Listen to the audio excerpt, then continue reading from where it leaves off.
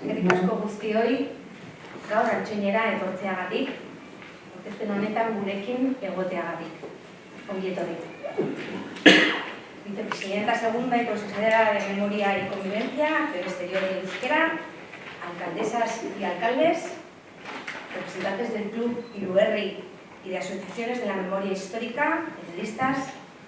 Muchas gracias a todas y a todos por venir hoy a acompañarnos en esta presentación. Bienvenidas y bienvenidos. Ohore handia da, gure herriarentzat, La Fuga mendilasterketaren lehen edizio hau hartzea. San Cristobal gotorlekutik ihes egin zuten 785 presoak gogoratu eta omendu nahi dituen kirol eta kultur ekitaldia da hau. Antsoain udaletik gure maitasun guztia jarri dugu ekitaldi honetan. Horrekin gure babesa adierazi nahi diegu ihesaldian hil ziren pertsona guztien familiei.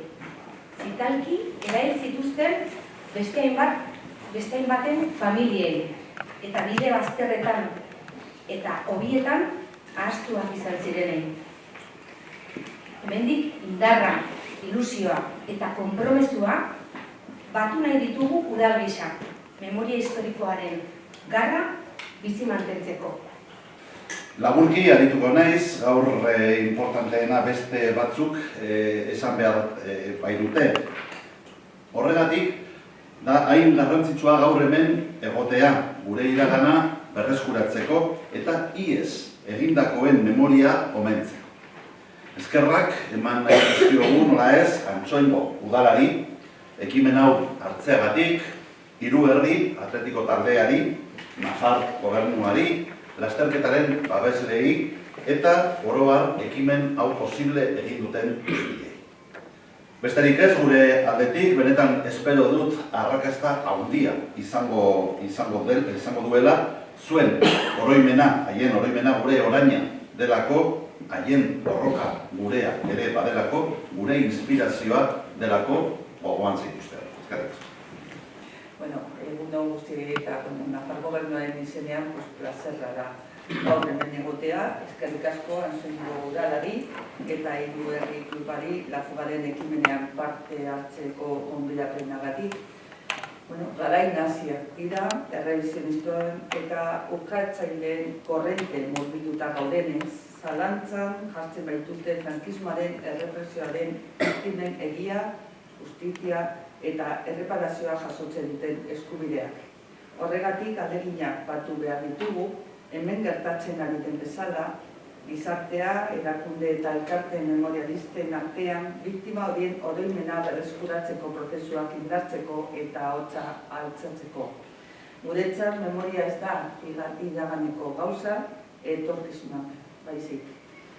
Besterik gabe, mila esker guztioi hurbiltzeagatik, Antsoain udal honetara hurbiltzeagatik eta orain bokadutxo bat hartzeko aukera izango dugu eta argazki bat aterako dugu hemendik hori pentso hori gordetzeko, bai? Mila esker guztioi.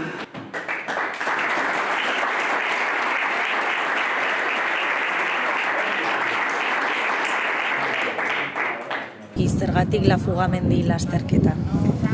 Entzun duzuen bezala prentsaurrean aspalditik darama herriak mendian egin zen ibilbide presoak egin zuten ibilbide hori lantzen eta horre lanketa izugarria dago hor. Gu etorri gara hori borobiltzera, ez? Eta gaurkoan, kirola, kultura eta memoria historikoa borobiltzen duen ekimen hau bultzatzera. Eta aste kulturala ez, eginen duzu ere hemen Antsoainen, zer egonen da aste horretan? Laura komentatu duen bezala, musika izanen dugu, hitzaldi bereziak, hunkigarriak guztiak, hori probestuta gonbidatzen zaituztegu parte hartzera. Eta ze helbururekin prestatu duzue lasterketa hau? Lasterketa hau prestatzen da memoria historikoa mailaren gainean hitz egiteko, gazteengan hurbiltzeko, kirola sartzearena ere beste bizilagun eta beste esparru batzuetara iristea laguntzen duelako, eta nola ez kirola, kultura eta memoria historikoa guzti hori lotzeak, segurazki, memoria historikoaren alde hitz egitearena eta ezagutza hori bermatzea lortuko duela. Beraz, ezin ez egon momentu honetan, ekimen honetan.